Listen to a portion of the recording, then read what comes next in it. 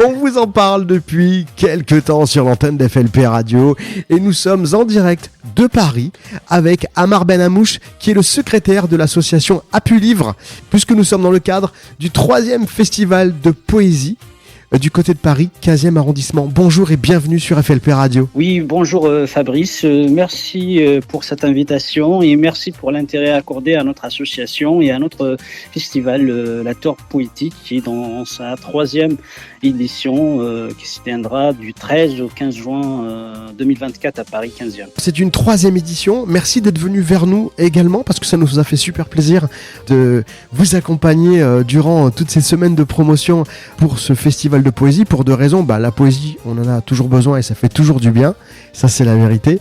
Et secondo, écoutez, votre équipe a été tellement sympa qu'on s'est dit allez, on y va, et pourquoi pas, sortons des sentiers battus, et aussi pour nos auditrices et auditeurs parisiens qui nous écoutent sur la radio digitale. Amar, parlez-nous un petit peu de ce 3e festival de poésie. Ce sont des Olympiades poétiques. Comment ça va se dérouler ? Je rappelle que ça débutera le jeudi 13 et ça se clôturera le samedi 15. Est-ce qu'il y aura des surprises ? Quels seront les temps forts de cet événement ? Oui, nous avons intitulé cette 3e édition les Olympiades poétiques. Elle est spéciale cette année, donc à quelques jours des Jeux Olympiques. Donc nous avons cette idée de rendre hommage à un poète de chaque continent. Mathieu Blounès en Afrique, Victor Hugo en Europe, Akiko Youssano en Asie, Félix Whitley en Amérique, ou Igoro Nonkal en Océanie. Donc ça sera avec l'association Appu Livre. Donc effectivement l'été parisien sera poétique. Comment ça va se passer ? Est-ce qu'il va y avoir des lectures ? Est-ce que les gens pourront venir acheter aussi les livres de poésie ? Vous êtes également, je crois, auteur de certains poèmes. Comment ça va se passer à ce niveau-là ? Le programme est varié. Tout d'abord, nous avons, il y aura une exposition de recueils de poésie. Il y aura des lectures aussi, des conférences, débats en collaboration avec des maisons d'édition comme les éditions Milo, les éditions Mindset, les éditions du Cygne et des auteurs aussi, des auteurs amis de l'association. Il y aura aussi des expositions de peinture, de photographie. Il y aura aussi une présentation de la bande dessinée lors de la cérémonie d'ouverture, une bande dessinée qui a été faite par Hamid Haftis, c'est le dessinateur, c'est un hommage à Mathieu Blounès, dont je suis scénariste, que je remercie infiniment Hamid Haftis qui m'a associé à ce travail. Donc c'est un honneur pour moi d'être partie prenante de ce travail artistique. Donc il y aura aussi la présentation de notre livre collectif que j'ai coordonné.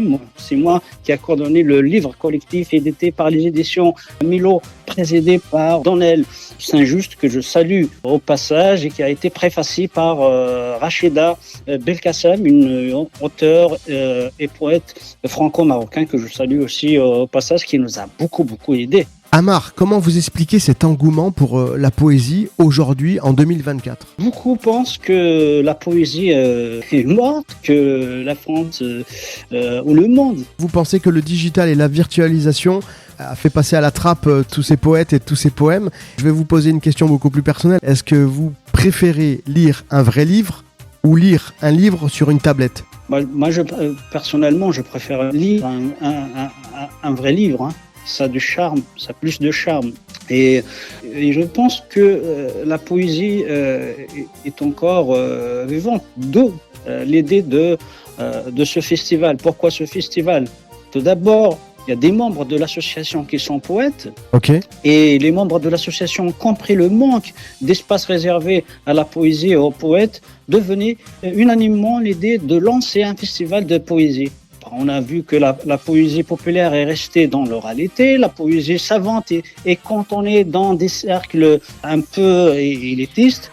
Et nous avons que quand même les gens sont atterrés par la poésie. Et d'où venait l'idée de lancer ce festival. Et beaucoup d'amis aussi nous ont suggéré l'idée de lancer des rencontres poétiques, d'amis poètes au départ.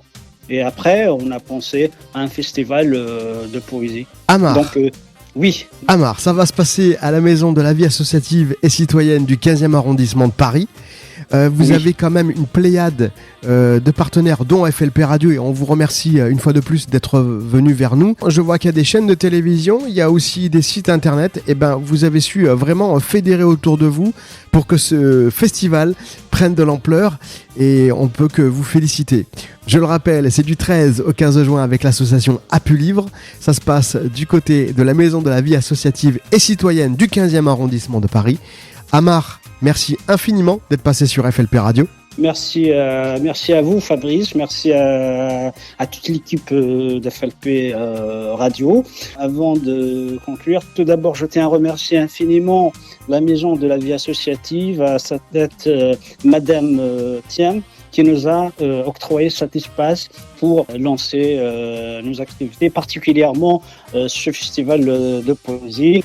Je vous dis encore une fois, les portes de la Maison de la Vie Associative sont ouvertes du 13 au 15 aux poètes et aux amoureux de la poésie, ainsi que pour vous. Bienvenue à la Maison de la Vie Associative et Citoyenne du 13 au 15 juin. Merci beaucoup. Dans le 15e arrondissement de Paris, on le précise. Merci à vous, Amar. Merci. Merci, Fabrice. Beau festival. Merci à vous. Merci à vous aussi. FLP Radio. FLP Radio.